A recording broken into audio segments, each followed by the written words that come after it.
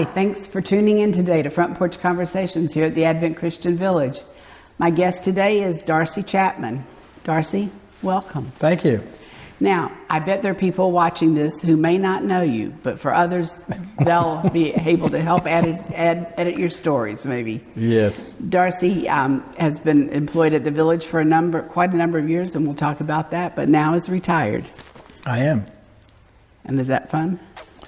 Yes. And as I told Tom when I got here, if I'd have known it was this good, I'd have turned 65 years ago.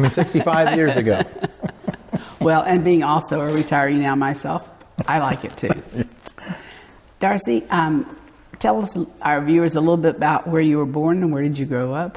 Well, I'm a PK, preacher's kid. I was born in Richmond, Virginia, stayed there close to a year, and my dad took another church in North Carolina. A couple of churches in North Carolina, stayed there till I was in about the 4th grade. We moved to New Mexico. That's a change. That is a change. He was wanting to go to Africa. Thank you, Lord, that he went to New Mexico. But some tensions in that area at that time in the 60s was not good. So he took a home mission field in New Mexico. And tell us what that means exactly. Well, he actually started out there working in the BIA, Bureau of Indian Affairs, on the Navajo Reservation. And the church was in Grants, New Mexico. It was a mission church, 50 miles away. So we traveled 50 miles every Sunday to go to church and then come back in the evenings to go home. So he did that for several years, and then we moved to Grants when I was in the 7th grade. And then I lived there until I graduated high school. And during those years growing up, you had siblings? I have one of each, a brother and a sister, both older. I'm the baby of the family. Aww. So, as I was called quite a bit. But it's no big deal. I'll take it and wear it. And so at that point, after high school? Actually, I wasn't sure what I wanted to do. So I had been working in a gas station, and all my friends were coming by, filling up with gas and going to work in the uranium mines. Well, they were making big bucks. I mean, they were making like $4 an hour. Whoa. You know? And I was making like maybe $1.80 an hour or something like that. And but by comparison, what did gas cost then? 50 cents a gallon. And that's because I worked at the Chevron. It was lower than that in the other stations, and I remember that vividly because we're paying a lot for gas here, 50 cents a gallon. But yeah, so that's what that was. And so they were always telling me, they've got plenty of openings out there. Well, I'm thinking uranium mines. Do I want to go underground? Not really. So I talked to another friend of mine, and he said, they've got surface jobs too. So on a day off that I had, I went out there to check it out, and sure enough, they had openings. I took a surface job, and so I drove like a dump truck when the ore comes out of the ground, and I'd fill up my 50-ton dump truck, go around, dump it out, come around and get another load. So I did that for quite a while. Then I said it's not so bad underground, so I started working underground. Anyway, I did that for about a year, and it got old. And a group from Berkshire Christian College came to our church, New Creation, Wes Ross. And your father was an Advent Christian pastor? He was not at this time. He was, but I was going to a Baptist church. Oh, okay. Because that church was mainly little children, and there wasn't a lot of growth, there. Mm-hmm. So he let me go to the Baptist church. But they had that group come to that Baptist church. It was, not a problem. And so I went to listen to them, and they had, people there that are saying, "Oh, come to college," recruiters. And so I said, well, I didn't feel like I was a college type, but so I gave him a call, and sure enough, the Lord wanted me there, obviously, because I ended up there. Then I went to Berkshire Christian College for 4 years with a youth ministry degree and social work degree, basically. Well, BA in theology is what you get with, minors in the other. And then I went to work after graduation in North Carolina as a youth minister, and was there for 2.5 years. Darcy, I think you met somebody special while you were in college? Yes, I did. Robin Peralt. She was ahead of me there. Of course, I waited a year to go to college, so we were closer than 2 years that our classes were. But we probably didn't start dating till October of the year, from August. And we hit it off and got married in 1978. And you're still married. We're still married. I don't know how she did it, but and then we moved after graduation. She's a teacher. She got her degree in teaching. And Darcy, you moved to North Carolina to take positions, you and Robin? Yes. I took a youth ministry position at an Advent Christian church there, Holly Grove. It was part-time, so I had to get a job working in a restaurant and a gas company with one of the parishioners the church owned. And Robin stayed home. We had Stephen and our first child. She stayed home with him. And then we were there about 2.5 years, but before we moved, we had Kevin, and he was 6 weeks old when we moved here to Dowling Park in 1982. So you have had another baby, Kevin. So we had Kevin, and we came to work in the children's program here at the village. And we tell our viewers a little bit about that program. Well, when we first came, we were called house parents. We had children, and we took care of them. We worked 5 days a week in the cottage and had 2 days off. And they provided housing in the Park of the Pines for us for those 2 days. Just give us a break and we could do what we wanted.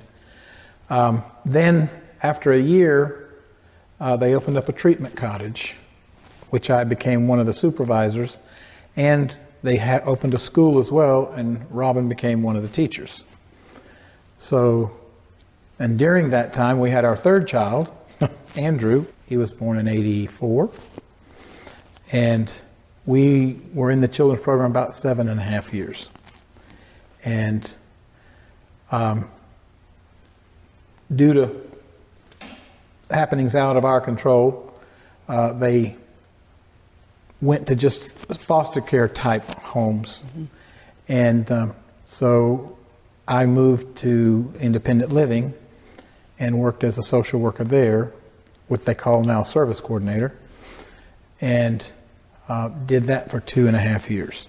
And Robin went into town to work as a teacher in Mayo and then moved to Live Oak a year later, I think, if my memory is right. And Robin just recently, a couple of years ago, retired. She's in her second year of retirement, and she's loving it as well. But I understand volunteering a good bit at school, too. She does. As a matter of fact, that's where she is now. She goes in and volunteers helps them out with music, and she doesn't have a musical bone in her body, and she'll tell you that. That's not a secret. But she helps with the children, and mainly, she has a granddaughter in that program, so it helps her to stay in touch with them as well. Speaking of grandchildren, how many do you and Robin have? We have 8 grandchildren and 1 on the way. Andrew and Kelly are expecting in May, I think.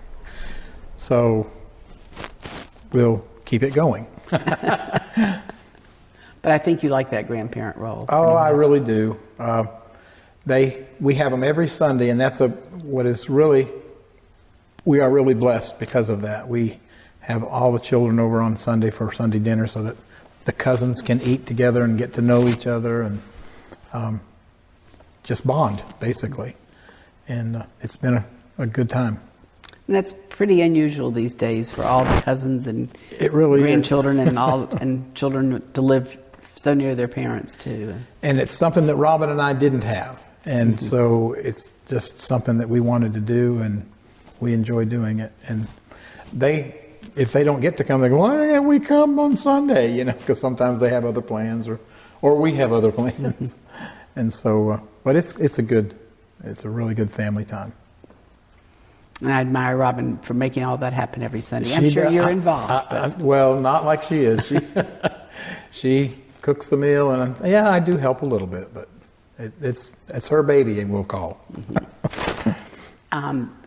When you were after you were in independent living back years ago, what was your next venture at Advent Christian Village? I worked in independent living for about 2.5 years, and then they opened up the new nursing home. And the old nursing home was 108 beds. The new nursing home was 161 beds. Well, they had one social worker, and when that one started filling up, when Good Samaritan started filling up, that's a lot of people for one person to look after. So Jim Humbles was the president at the time and asked if I would be willing to, help Bob Seal, who was the current social worker in the nursing home, help him out. And so what I did for a while, several months, half a year, I was in independent living, and I'd go a couple of days a week down at the Good Samaritan Center until I think it was the summertime, and Jim Humbles' daughter, Carrie Hilliard, who was Carrie Humbles, graduated from college. And so she came and she took my position as a social worker, and I went full-time in the nursing home. And I was in the nursing home for 16.5 years. So, and then a position opened with independent living again, and I was ready for another change. And I did that for another 10 or 11 or 12 years, however many it was. It all totaled up to about 39 years. I'm sure you can't keep every year straight. I really can't. But it was at that point that you and I met, because I Correct. was in member services at that time. Right. And we worked together at least 10 years there. Yeah, we did. And well, I remember you when I was in Good Samaritan Center when you started, I think. I think you were there, weren't you? Yeah, probably was. Yeah, I think you were. But I do remember that. One thing that I didn't tell, one story that I didn't tell that I'd like to tell Sure. was, and you can back this up or do whatever you want with it, was how I got here. Oh, that's right. From North Carolina. Robin and I used to come from college, and we would visit down here at the Advent Christian Village and help, clean, build stuff. I mean, this building that we're in, I helped build because, we just were helpers. We did whatever they wanted us to do at the time. Now, would you come for a whole summer? Or? No, just for a week. Oh, okay. We just worked for a week, and then we got a free trip to Disney World. Well, we had to pay, but we got our transportation free. But so I knew about the village. The next year I came down, I took a river trip with Ron Thomas, who was here. So I knew about the village. I knew the type of children that were at the village. Well, when we were in North Carolina, a friend of ours knew we were looking for something because the things weren't working out at the church because they didn't need anyone full time, and my jobs were ending other places, the full-time jobs. And so I had put out feelers for other jobs. Well, my friend of mine I went to college with told Ron Thomas that we were looking. So Ron Thomas called us and said that they had a position as a house parent, here in the village. Well, Robin and I both knew what kind of children were here. They were troubled, which is what they did. And so we were kind of saying, well, we're not sure if that's what we want to do. And one thing that stuck in my head that Ron Thomas said, he says, don't say no, just say you'll pray about it. Well, we did that. We did pray, and we asked people that knew us and that knew the village. Dr. David Dean, we asked him. Beth Smith. So we talked to those people that knew us, and asked what they thought, and they thought that we would fit in fine here. So we did pray about it, and I put in job applications in North Carolina, and nothing came through. And I put in the church for full-time youth minister. They didn't feel like they could afford it. So the Lord had us move here. And knowing a little of the history, this is a question I have. I know both yours and Robin's parents came to live at the village. They did. Am I correct? You are correct. And when did that happen in the sequence? We were still in childcare. We had been there. You weren't children yet. No, we were still working in childcare. And Robin's parents came and became substitute house parents, actually. So they actually worked for the village as well. And so they did that for a time, and then they moved into managers of Dowling House. And my parents, my dad came to Gainesville and was the preacher at Abbott Christian Church in Gainesville. Then when they retired, 86, 7, 8, 9, somewhere in there, they also moved to the village. My grandfather was here. He had a double wide in Butterfield Acres. And so when he passed, my parents moved there. So, and they were here until they passed. So yeah, it was a family affair. I was thinking you have a number of generations of involvement. We did. I think Millie Griswold tallied it up for us one time because I had my grandfather's aunt, Eunice Green, was also here. And my father's sister, Joyce, is in the nursing home today, still. So yeah, there's been quite a few of us here. Darcy, I know that you enjoy singing. I do. Tell us about your musical gifts. Well, I started when I don't know how old I was.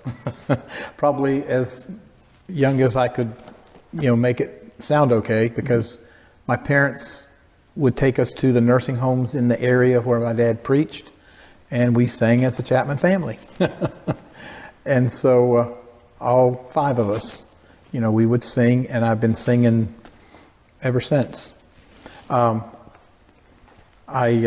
love music, and I don't know what else to say. Well, you've certainly shared that music in lots of ways here throughout the years. Yes, I really enjoy that. Darcy, you have another interest that I know about, and I think a lot of people who know you do. Tell us about what you like to do in the woods. That wouldn't be hunting, would it? It might be. Yes, I do love to hunt.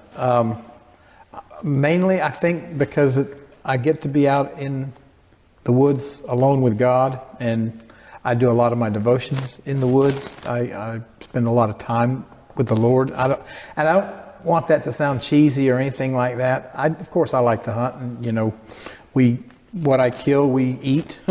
We don't, I'm not a sportsman. How big can the rack be or anything like that. And getting my grandkids out in the woods, I take them, when they're showing an interest. And I like to fish too, and my grandchildren like to do that, so we go out quite a bit and do that as well. But yes, I do enjoy hunting. Actually, you were brave enough to take me with you one time. I wish I still had that picture. I think it's in the clouds somewhere, or on one of my phones that I dropped in the water. But did you keep that picture? I think I did. I said to Darcy one day, I've never been hunting. I don't even know any. Well, I did know one person when we were growing up that hunted. And I said, but what do you do out there? So you said, well, why don't you go and see? Exactly. I don't think you could have found a colder day to take me. And she was bundled up. I will never forget that picture. But it was neat, and I can certainly understand what you mean about being out there. Presence. Uh-huh. And I even took Dr. Masudi before too out there. And but he took his camera, so he shot pictures with his camera. Well, there wasn't a lot to shoot the day we were there together. And that's probably hunting. They don't call it killing; they call it hunting. It's like fishing; they don't call it catching; they call it fishing.